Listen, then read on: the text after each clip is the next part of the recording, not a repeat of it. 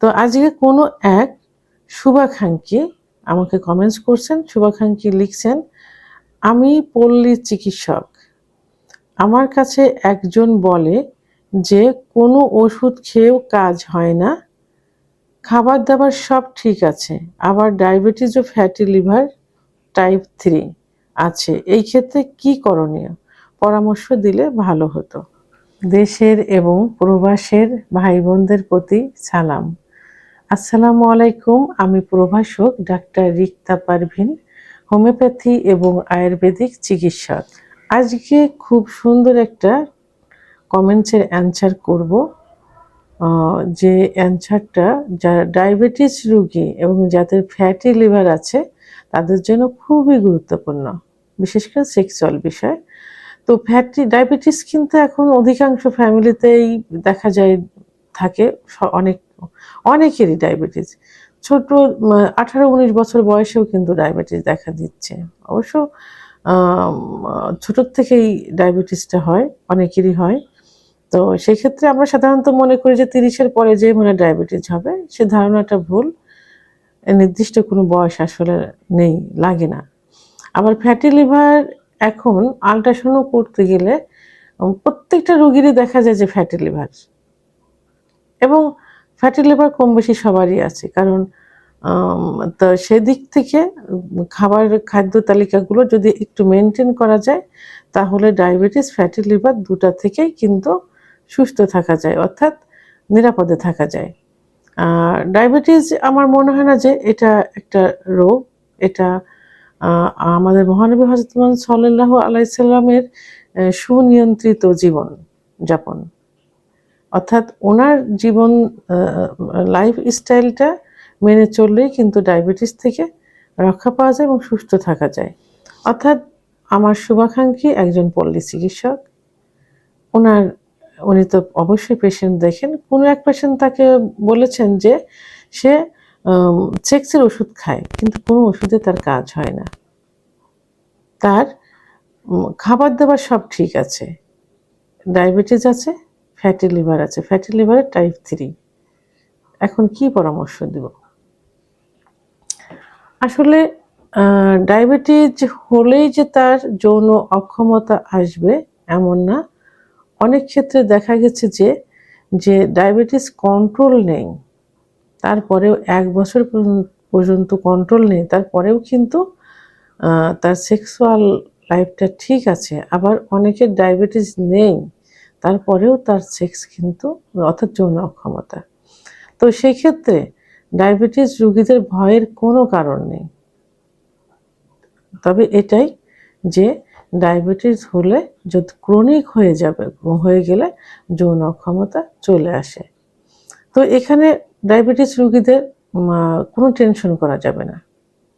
কিছু নিয়ম কানুন মেনে চললেই কিন্তু ডায়াবেটিস ভালো থাকে, নিয়ন্ত্রণ থাকে। আর ডায়াবেটিস নিয়ন্ত্রণ যদি থাকে তাহলে তো যৌন অক্ষমতা আসার কোনো কারণ নেই।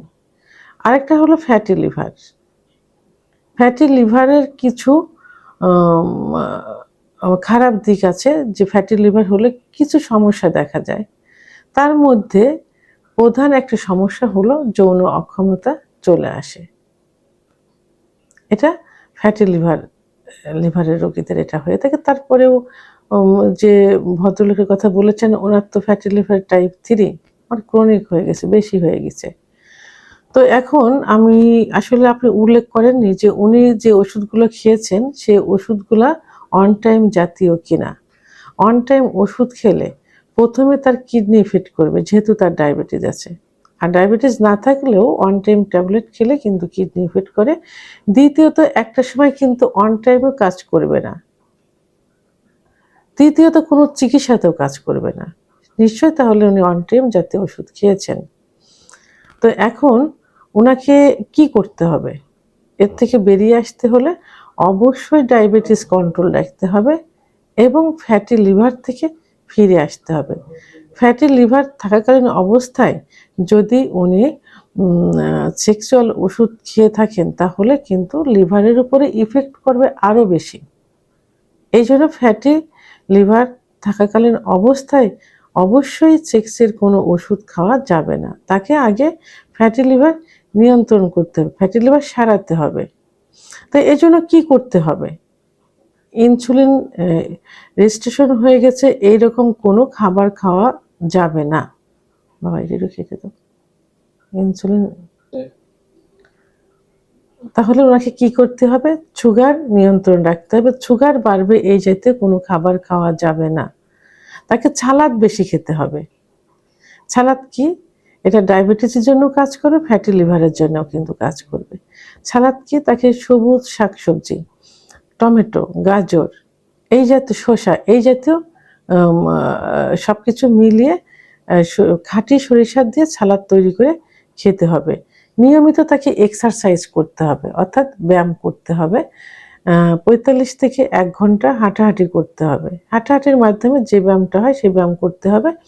যদি হাঁটাহাঁটি করতে না পারেন, ঘরের ভিতরে রুমে ওয়াকিং মেশিন অথবা কিছু ব্যায়াম আছে, যে ব্যায়ামগুলো করতে হবে। এটা ফ্যাটি লিভারের জন্য কাজ করবে এবং ডায়াবেটিসের জন্য কাজ করবে। আর তেলে ভাজি কোনো খাবার খাওয়া যাবে না। যেমন অনেকে আলুর পেঁয়াজি খেয়ে থাকে, পেঁয়াজু খেয়ে থাকে এবং সিঙ্গারা খেয়ে থাকে, সমোসা খেয়ে থাকে, এই জাতীয় কোনো খাবার খাওয়া যাবে না। সয়াবিন তেল খাওয়া যাবে না। খাঁটি ঘানি ভাঙানো যে তেল আছে, সরিষার তেল, অলিভ অয়েল তেল, অর্গানিক নারিকেলের তেল যেগুলো আছে, এইগুলা যে সবজি রান্না, তরকারি রান্না করে খেতে হবে এবং পরিমাণে কম দিতে হয়। আলুর চপ এগুলো একদম বাদ দিতে হবে। টক জাতীয় খাবার খেতে হবে। সামুদ্রিক মাছ বেশি করে খেতে হবে, যেটাতে ভিটামিন ডির পরিমাণ বেশি থাকে, এবং এই জাতীয় খাবারগুলো খেতে হবে। আর চীনাবাদাম, পুঁটি মাছ, পাবদা মাছ, এই চীনাবাদাম কিন্তু লবণ, ঝাল লবণ যেগুলো থাকে এগুলো বাদ দিয়ে খেতে হবে। পাবদা মাছ সামান্য একটু তেল, অর্থাৎ যেটা সরিষার তেল দিয়ে রান্না করতে পারেন অথবা সয়াবিন তেল দিয়ে রান্না করতে পারেন, এটা খেতে পারেন। পুঁটি মাছটা ওইভাবে, ইলিশ মাছ খাইতে পারেন। ইলিশ মাছ কিন্তু ফ্যাটি লিভারের জন্য ভালো কাজ করবে। আর ডিম অবশ্যই হাফ বয়েল করে খেতে হবে, পুরা সেদ্ধ করে খাওয়া যাবে না। তাহলে এই খাবারগুলো খেতে হবে এবং প্রত্যেকবার খাবারের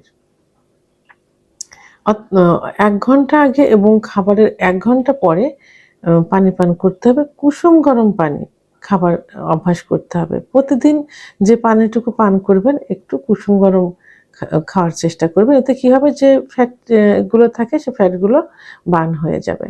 তাহলে এখন এই যে ডায়াবেটিসের রোগী এবং ফ্যাটি লিভারের রোগী এই খাবারগুলো যদি মেনটেন করে, তার লাইফস্টাইল যদি চেঞ্জ করে ফেলে, তাহলে অবশ্যই তার সেক্সুয়াল লাইফটা কিন্তু ফিরে আসবে।